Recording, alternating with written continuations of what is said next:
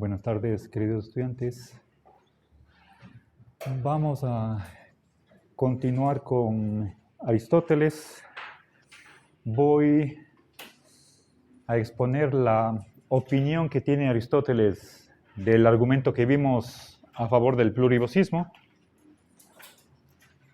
Y si tengo tiempo en la última parte de la hora, empezaré con Bertrand Russell, un segundo argumento, pero ya contemporáneo en contra de la univocidad. Bien. A ver, voy a hacer un par de ideas a modo de recapitulación o introducción para pasar inmediatamente a lo que dice Lorenzo Peña frente a Aristóteles. A ver, primero, si la palabra ser, el verbo ser o ente, nos da igual, ¿sí? Aquí ser está tomado en sentido de verbo, ¿sí? Como existir. ¿Sí? Si es unívoco, es decir, tiene un solo significado, ¿sí?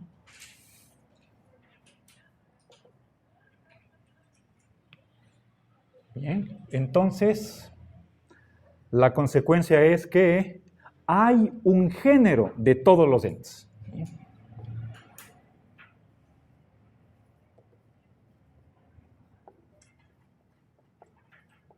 Bien, primera cosa. ¿Sí? Notemos, aquí estoy relacionando dos dimensiones o dos aspectos. Por una parte, en primer lugar, les estoy hablando del lenguaje. Y en segundo lugar, les estoy hablando de la ontología. ¿Sí?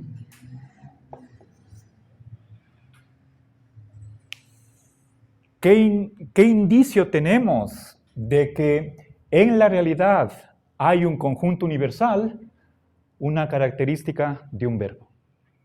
A partir del lenguaje llegamos a una tesis ontológica. ¿Sí? Eso, estamos en Aristóteles. ¿Sí? A ver. Y viceversa. A ver, pasemos. ¿Qué pasa si esta palabra es plurívoca? ¿Sí?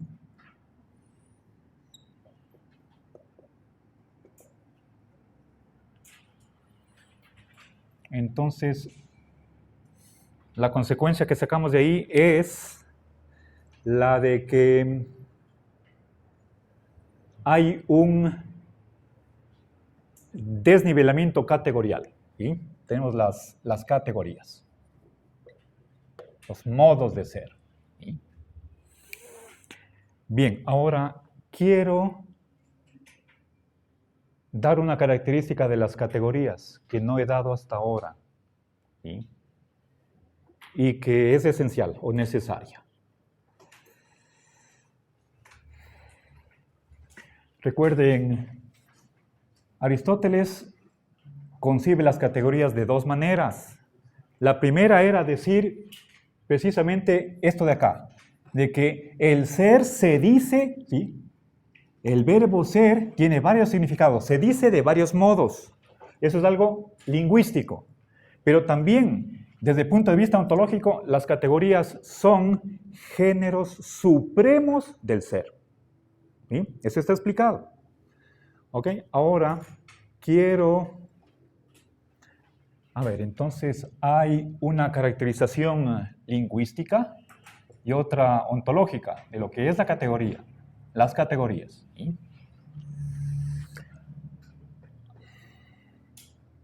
Ahora, quiero añadir una nota más con respecto a las categorías entendidas como predicaciones. ¿Sí?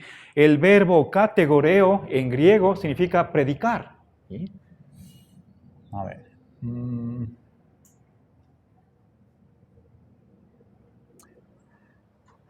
Nunca yo me he aprendido las tildes, los acentos en griego. Para no cometer un error voy a ponerles en la transcripción latina. ¿Sí? Categoreo es predicar. ¿Ok? Esto es verbo. ¿Sí? Categorein, predicar. Bien, es decir, atribuir algo, una propiedad, a un sujeto. Bien. Tenemos 10 categorías. Lo que se dice de la una es un sinsentido de la otra, decir de la otra. ¿Sí? Esto es lo que caracteriza a las categorías. ¿Sí?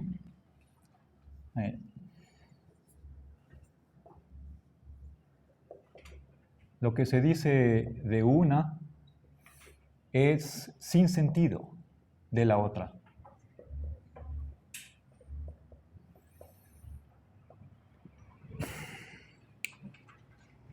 Bien. A ver.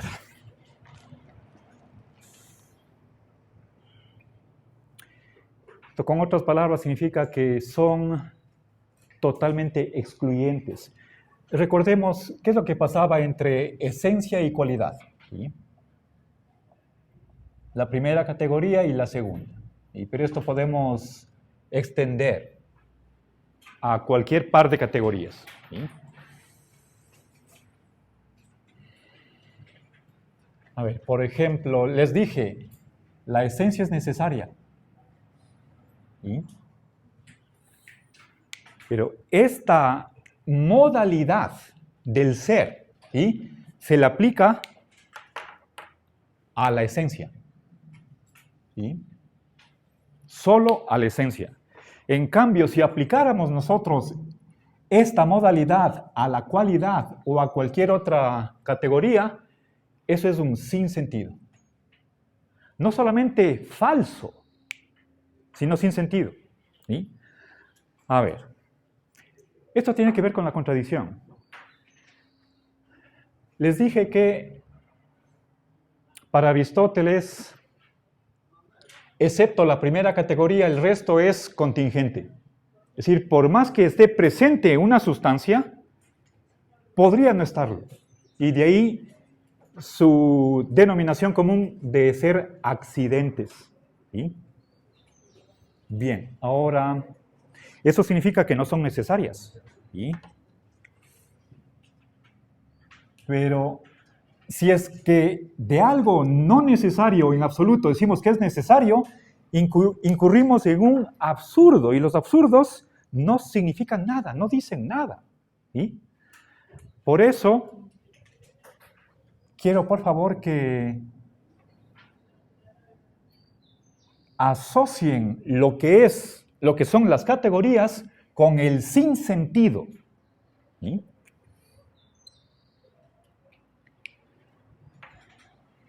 Una cualidad no es una cantidad. ¿Sí? Las cualidades no son cuantificables. Una pasión no es una acción, en absoluto. ¿Sí? Decir de una pasión algo que propiamente corresponde a una acción es un sinsentido. Un sinsentido es como un bla, bla, bla. Balbucear. Ejemplo de un sinsentido: las ventanas caminan porotos. Eso se puede cuestionar que sea una oración. No porque yo ponga 3 palabras juntas y ya estoy diciendo una oración. Eso es un sinsentido. Un sinsentido no dice nada. ¿Sí? Entonces, con esto quiero reforzar la idea de que las categorías son totalmente excluyentes. En este sentido de acá, ¿sí? Aplicar una propiedad con propiedad a una categoría es imposible aplicarla a otra categoría distinta. Bien. Ahora, última idea para ya pasar a la opinión de Lorenzo Peña. ¿Sí? Veamos otra consecuencia del plurivocísmo. ¿Sí? Es lo contrario de el univocísmo. No es posible, ¿sí?, hablar de todo. A ver, hablar o pensar. Es decir, tener un pensamiento o expresar una oración sobre todos los entes. Eso no hay cómo. ¿Sí? Por lo tanto, no hay el conjunto universal. No hay el conjunto de todas las cosas. Ok, bueno. Ahora, no sé si tienen alguna pregunta con respecto a lo que hemos visto hasta ahora. Entonces, veamos Lorenzo Peña. A ver, Aristóteles presenta varios argumentos, posiblemente son 5 argumentos. Nosotros apenas hemos visto un argumento. ¿Sí? En el texto tienen ustedes otros más, pero creo que les mandé a estudiar solamente 2. ¿Sí? Yo en clase solamente me voy a limitar a uno de ellos, basado en el principio de intersección. A ver, otra cosita más. Repasemos el principio de intersección. ¿Sí?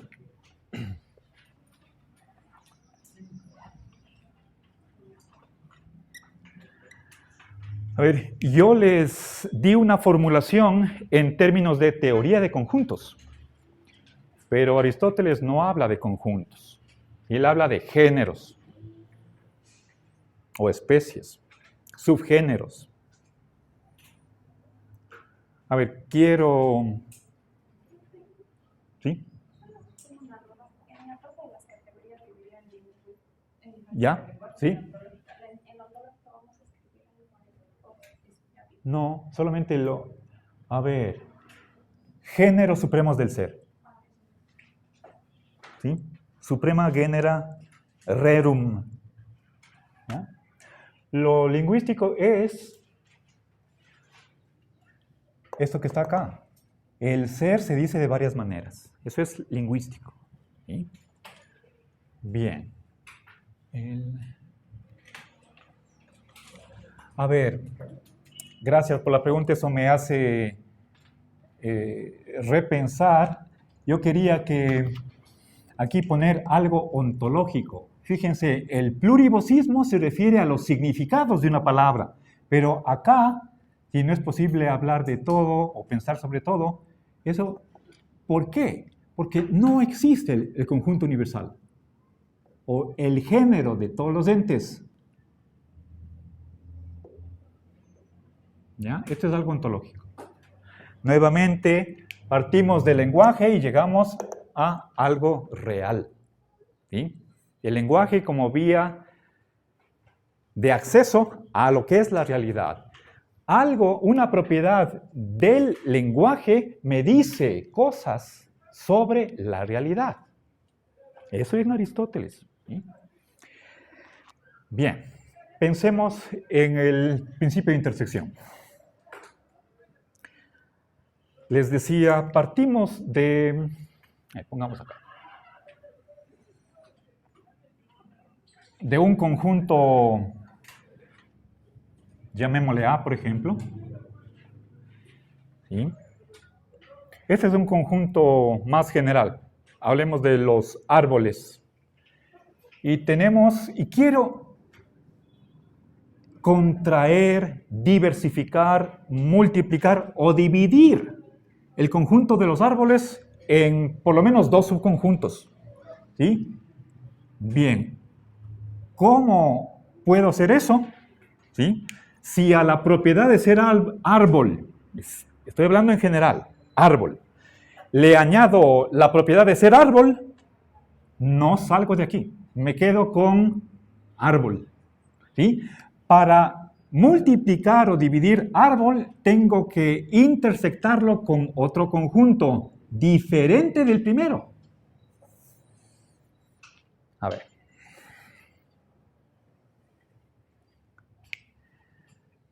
Hay, por ejemplo, árboles bajos, lo bajo. ¿Sí?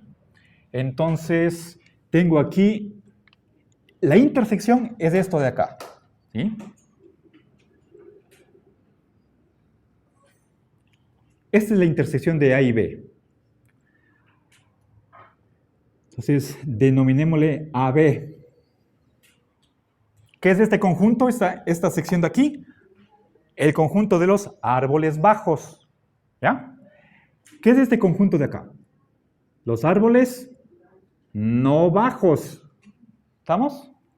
Y dentro del conjunto B, pero fuera de la intersección, ¿qué tenemos acá? ¿Cuál es este subconjunto?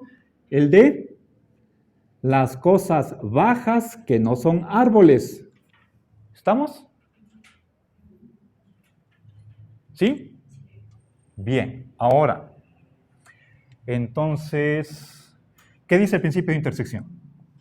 Para diversificar un conjunto. Diversificar, ¿sí? Multiplicar, contraer, dividir un conjunto. Hay que añadir, ¿sí? A ver, pongamos un conjunto A. Llamémosle A, conjunto A. Debo añadir, no, pongamos, es necesario, hay que intersectarlo, ¿sí?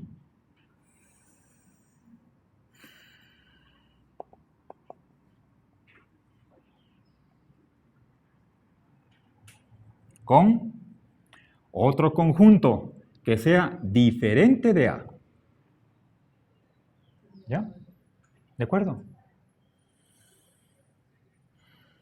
Intersectarlo, era.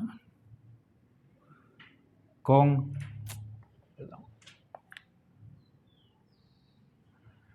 otro conjunto, pero que sea diferente de A. Ahora, es decir, estoy pasando de el conjunto A su intersección. ¿Sí? Ahí hay un paso. ¿Sí?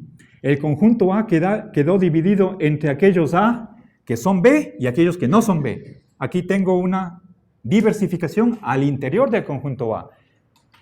¿Cómo es posible eso? Porque al conjunto A le he añadido o sobreañadido otra cosa que no es B. Y para eso, ¿sí? Esto está acá. Lo que introduce la diferencia es un conjunto que tiene que cumplir por lo menos esta condición, de ser diferente de A. ¿Y eso qué significa? Que este conjunto B es parcialmente exterior al conjunto A. Hay elementos, hay miembros del conjunto B que no pertenecen al A. ¿Sí? Hay cosas bajas que no son árboles. Existen elementos del conjunto B que no pertenecen a A. Esta parte no puede estar vacía. Tiene que haber cosas B que no sean A. Eso es, el conjunto B es exterior a A. ¿Sí?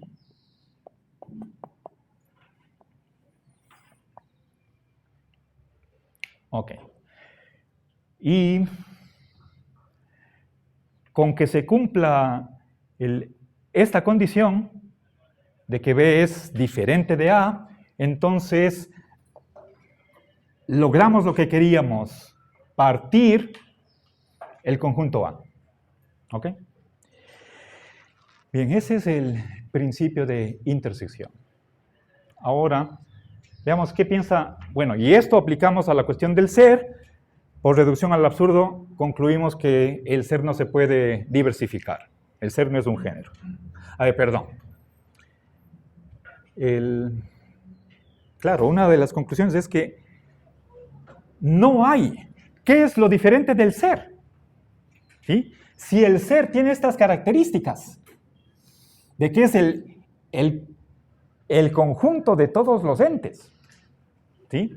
Si es que partimos de esa hipótesis, entonces no va a haber cómo diversificar, porque fuera del ser no hay nada, ¿sí?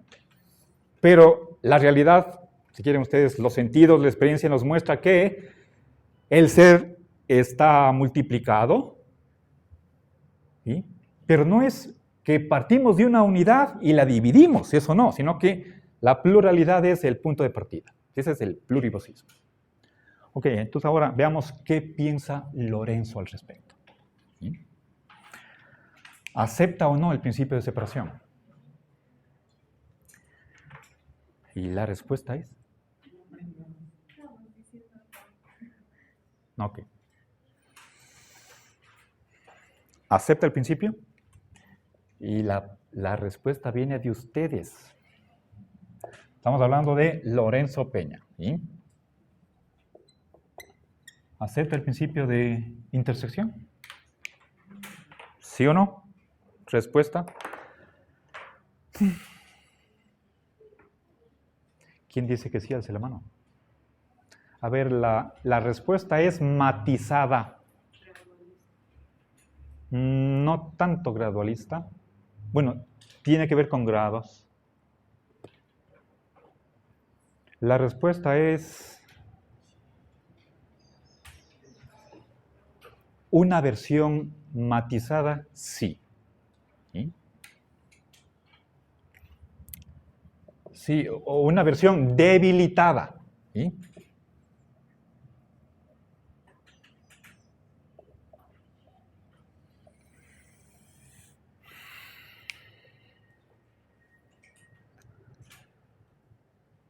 A ver.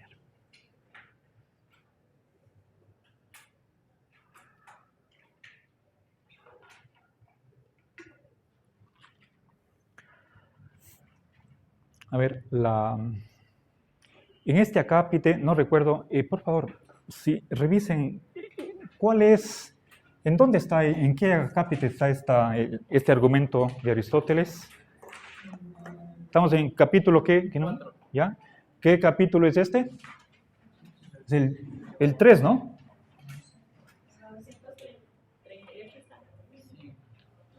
A ver, me permite, pero... No tienen... Oh. Aquí está. Oh. Es plurívoco. Plurivocidad, capítulo 3. Gracias. Capítulo 3, sección 4. Ya. Bien. En este acápite, Lorenzo explica qué versión del principio de intersección acepta él, y luego introduce otro principio que lo hace compatibilizar el principio de intersección con el univosismo. ¿Sí? Entonces, sí, en una versión debilitada, pero compatible con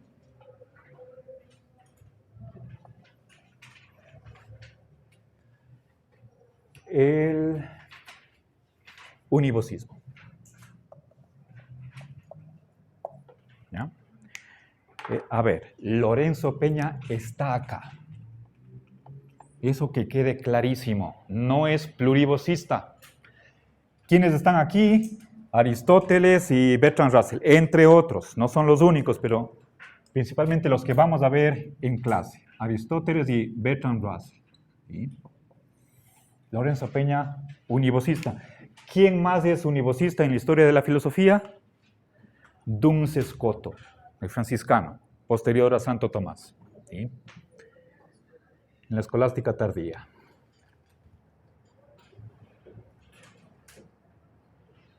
Platón también, univosista. ¿Sí? A ver, Platón, Duns Scoto. Hay dos Juanes Scoto. El uno es Scoto, Scoto Erígena o Eriúgena, él es del siglo IX. Eriú era una ciudad de Gran Bretaña.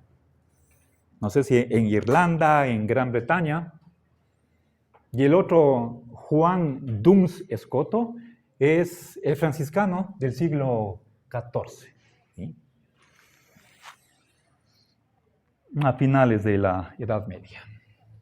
Estoy hablando de Juan Duns Scoto, ¿sí? Franciscano. Por lo tanto, antiaristotélico. Bien, entonces quiero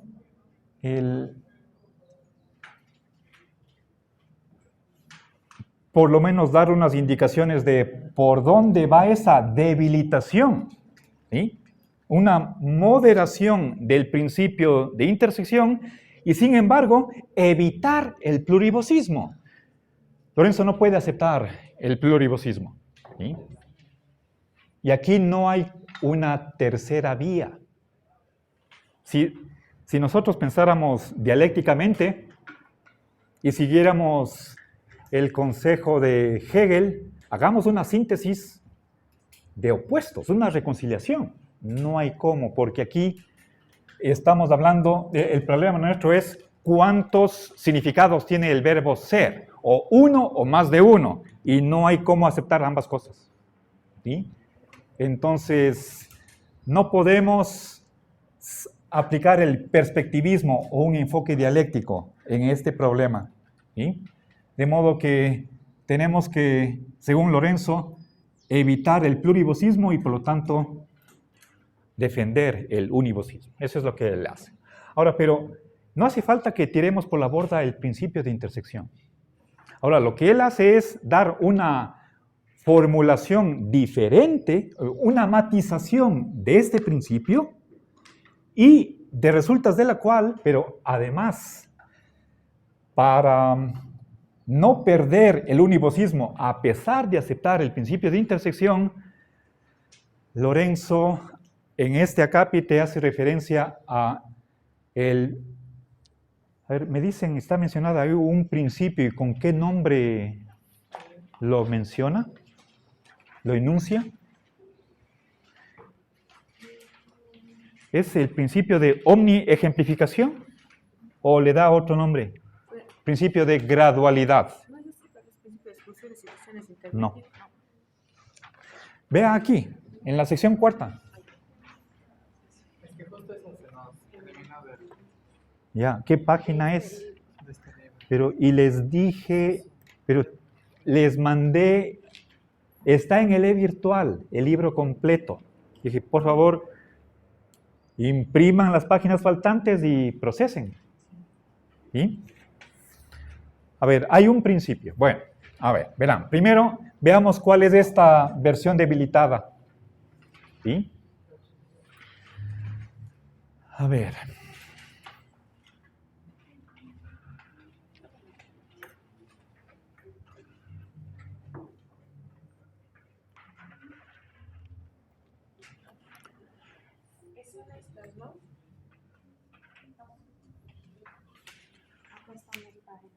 Pero, ¿cuál está faltando?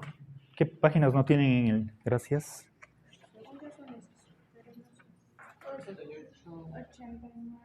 89, ¿qué más? 89, 90 y 91.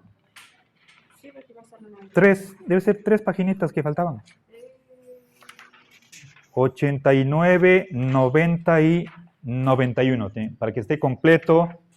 A ver, por favor, les pido que impriman las páginas. Ustedes tienen la 88, ¿no es cierto? Sí. La 89, 90 y 91. ¿Y la 92?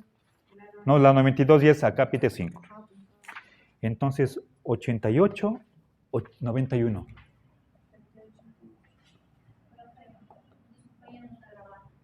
Ya.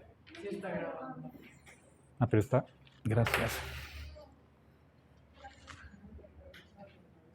Batería baja. Gracias.